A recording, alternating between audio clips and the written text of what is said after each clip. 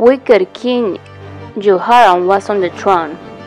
He ruled over the people of Israel, and sad to say, they were as wicked as he. After a while, God decided it was time to punish the king and the people. So he sent an army to attack them, the mighty Syrian army. Drum, drum, drum! The Syrians marched right up to the gates of the city of Samaria, and there they camped. They were all over the place. They stopped all the traffic. They ate all the food, and pretty soon the people of Israel started to feel very hungry. The siege of Samaria went on and on. Some people in the city started to fight over the most horrible things to eat, and some really hungry people wanted to eat the children. Disgusting! The king found out about this, and it made him mad. "Where is that man Elijah?" he cried. "I'll have his head for this. He is the cause of all our troubles. He is to blame." Then Jehoram strode off straight for Elisha's house. But Elisha wasn't worried about a thing.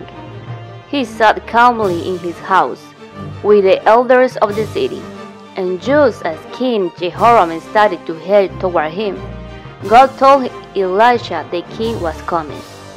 "The king is coming," said Elisha. "He wants my head today." He sent his servant ahead of him. "Oh, here he is now, outside the door." Sure enough, in came the king's servant with a king close behind. "It's not fair," said the servant. "We are starving to death and God hasn't helped us. What's the point of calling on God anyway? He doesn't even care about us." Elisha ignored the servant and spoke to the king. "Hear the word of the Lord," said Elisha.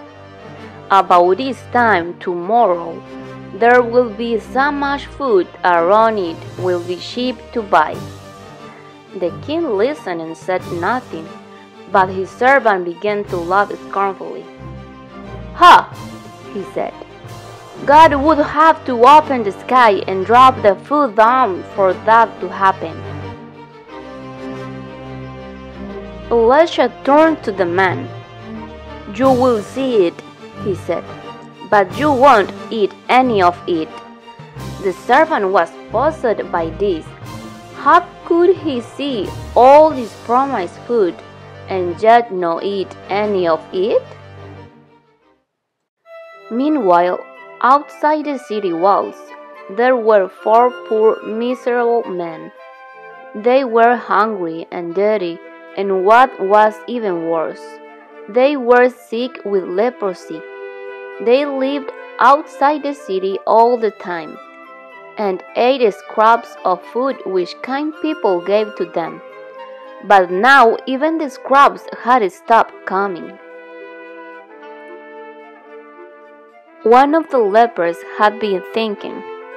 "You know," he said, "we are as good as dead if we stay here, and if we go into the city, we'll be killed. So we might as well see if the Syrians have any food for us. After all, if they don't give us something to eat, we are going to die anyway. So what have we got to lose?"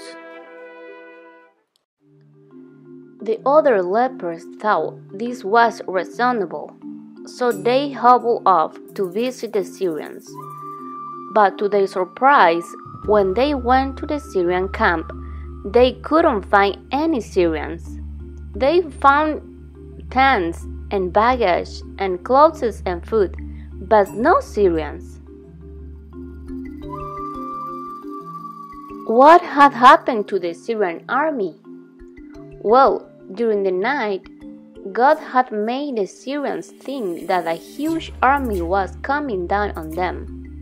The Syrian army had decided it was better to run than to fight, so they had taken off as fast as they could, leaving behind everything they had brought with them. The lepers didn't know why the Syrian camp was deserted, but they did know one thing. They were hungry, and there was plenty of food. They started one of the best meals of their lives, a wonderful feast indeed. They went from tent to tent, snacking and jumping, slurping and munching, and gathering all sorts of valuable things as well. But after a while, when they were full and couldn't eat another bite, they remembered all the hungry people in the city. We should let all those hungry people know about this food, said the lepers. So they walked to the city and called out to the potter, "Hey, potter, there is tons of food over here, and all the Syrians have gone." The potter quickly told the king the good news. "This is a trick," said the king, getting out of bed. "The Syrians are pretending to be gone, so when we go out of the city, they will jump on us. They know we are too weak to fight." But the king was very interested, so he ordered 5 horses and 2 chariots to be found, and luckily all the horses hadn't been eaten yet. Very cautiously, as the sun began to rise, the horses and the riders crept out of the city and down to the Syrian camping ground.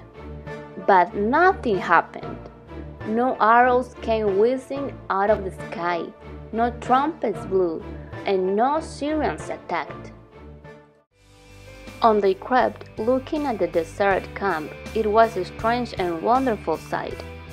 Just as the lepers had said, they quickly gathered some food and went back to the city to tell the people. As soon as the people in the city heard the word food, they went mad.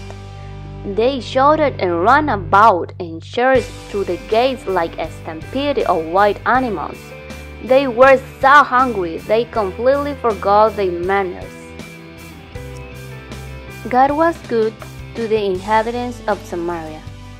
He delivered them from their enemies and gave them food. The Lord gave them what they needed as He had promised. He has also said to us that He will give us what we need. We must only believe. He gives us food, gives us a family to take care of us, friends to play and have fun with, and gives us health. Can you think of other things that God has given you?